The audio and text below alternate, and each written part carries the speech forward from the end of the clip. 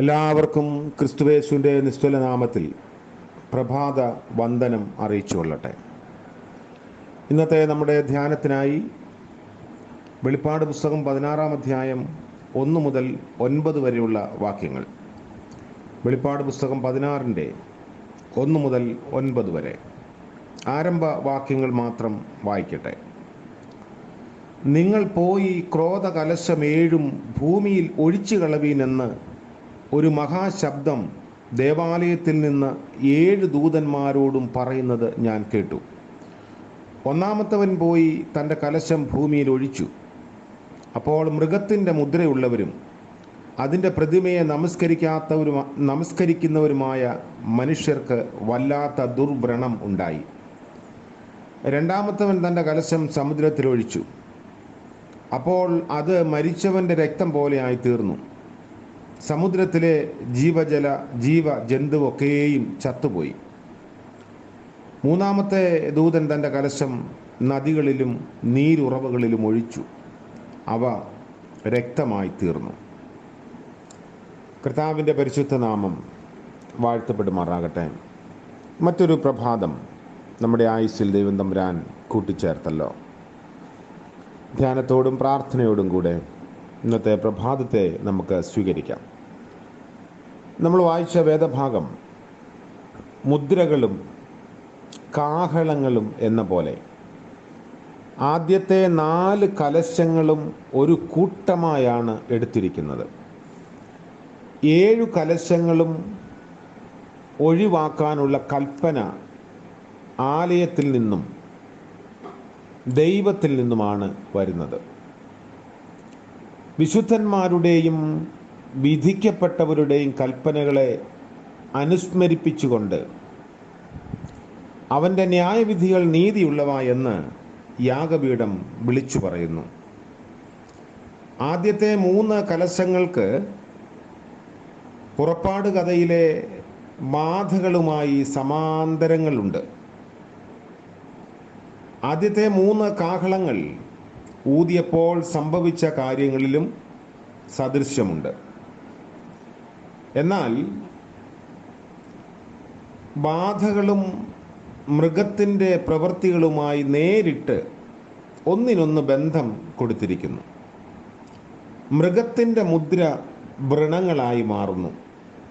2-ാം വാക്യത്തിൽ കടലും നദികളും ഉറവുകളും രക്തമായി തീരുന്നത് വിശുദ്ധന്മാരുടെയും പ്രവാചകന്മാരുടെയും രക്തം ചിന്തുന്നതിലൂടെയാണ്. മനുഷ്യപാപത്തിൻ്റെ ആയുധങ്ങൾ ശിക്ഷയുടെ ആയുധങ്ങളായി തീരുന്നു. സൃഷ്ടി തന്നെയും നശിപ്പിക്കുന്നവർക്കെതിരായി തിരിയുന്നു. ജനങ്ങളെ കൊല്ലുവാനും നൈൽ നദിയിൽ എറിയുവാനും മിസ്രയീം കൽപ്പിച്ചപ്പോൾ ജീവദായകമായ ആ നദി രക്തമായി മാറി. പുറപ്പാട് പുസ്തകത്തിൽ സമാന്തരം പറയാനില്ലെങ്കിലും 4-ാമത്തെ ബാധയായ ചുട്ടുകരിക്കുന്ന സൂര്യന് ഈ വ്യാഖ്യാന തത്വം ഉപയോഗിക്കാം. യോഹന്നാൻ്റെ മനസ്സിലുണ്ടായിരുന്നത് എന്തായാലും ശരി, ഓസോൺ പാളികളിലുണ്ടായ സുഷിരങ്ങളെപ്പറ്റി ഇന്ന് നമ്മൾ പഠിക്കുമ്പോൾ ഏറെക്കുറെ ഈ യോഹന്നാൻ്റെ ദർശനം അത് സംഭവിച്ചുകൊണ്ടിരിക്കുന്നു എന്ന് മനസ്സിലാക്കാൻ സാധിക്കും. മനുഷ്യൻ്റെ അത്യാഗ്രഹത്തിൻ്റെയും കൃത്രിമമായ ആവശ്യങ്ങളുടെയും പേരിൽ അനിയന്ത്രിത വികാസത്തിന് സാങ്കേതിക വിദ്യ നശീകരണപരമായി ഉപയോഗിക്കുന്നതിൻ്റെ ഒരു ഭവിഷ്യത്താണ് ഇത്. തീർച്ചയായും യോഹന്നാൻ്റെ മനസ്സിൽ മറ്റെന്തോ ആയിരുന്നു ഉണ്ടായിരുന്നത്. എന്നാൽ ഇന്ന് കാലികമായി നമ്മളിത് പഠിക്കാൻ ശ്രമിച്ചാൽ പ്രപഞ്ചത്തിൽ മാറ്റങ്ങൾ കാണുന്നു. പരിസ്ഥിതി അത്യാഹിതങ്ങൾ അനുതാപത്തിനും മാനസാന്തരത്തിനും നമ്മെ ആഹ്വാനം ചെയ്യുന്ന ദൈവിക മുന്നറിയിപ്പുകളായി മനസ്സിലാക്കുകയും അത്തരം അത്യാഹിതങ്ങൾക്ക് കാരണമാകുന്ന പാപങ്ങളിൽ നിന്ന് നാം പിന്തിരിയുകയും ചെയ്യുന്നുണ്ടോ എന്നത് പ്രസക്തമായ ചോദ്യമാണ്. 16-ാം അധ്യായത്തിൽ പറയുന്ന എല്ലാ ബാധകളും മനുഷ്യരെ അനുതാപത്തിന് ആഹ്വാനം ചെയ്യുന്നവയാണ്. 2-ാം വാക്യത്തിലും 9-ാം വാക്യത്തിലുമൊക്കെ ആന്ത്രോപ്പോയി എന്ന പദമാണ് ഉപയോഗിച്ചിരിക്കുന്നത്. അത് ഗ്രീക്ക് ഭാഷയിൽ മനുഷ്യന് ഉപയോഗിക്കുന്ന വാക്കാണ്. എന്നാൽ തങ്ങൾ വന്നുപെട്ടിരിക്കുന്ന ദുസ്ഥിതിക്ക് കാരണം ദൈവമാണ് എന്നാരോപിച്ച് ദൈവനാമത്തെ ശപിച്ച് അവർ തങ്ങളെ തന്നെ ശിക്ഷാവിധിയിൽ ആക്കുകയാണ് ചെയ്യുന്നത്. അങ്ങനെ അവരുടെ നിഷേധം കൊണ്ട് അവർ ശക്തരായിരിക്കുന്നു. എല്ലുകൾ ശരിയായി ചൂണ്ടിക്കാണിക്കും പോലെ അതിൻ്റെ അർത്ഥം അവർ എന്നേക്കുമായി നശിച്ചു പോയെന്നോ അവർ നശിപ്പിക്കപ്പെടാൻ ഉള്ളവരാണെന്നോ അല്ല. 17-18 അധ്യായങ്ങളിൽ മൃഗത്തിൻ്റെ ശക്തിയുടെയും അധികാരത്തിൻ്റെയും മേൽ നാശം വരുന്നതായി പറയുന്നുണ്ട്.